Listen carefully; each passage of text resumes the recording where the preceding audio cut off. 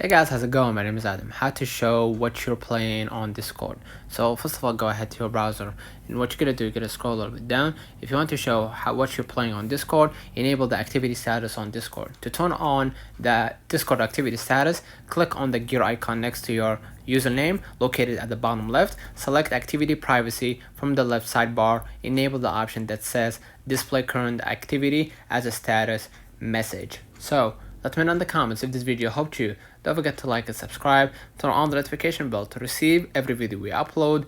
Don't forget to follow us on social media, and we will see you in the next one.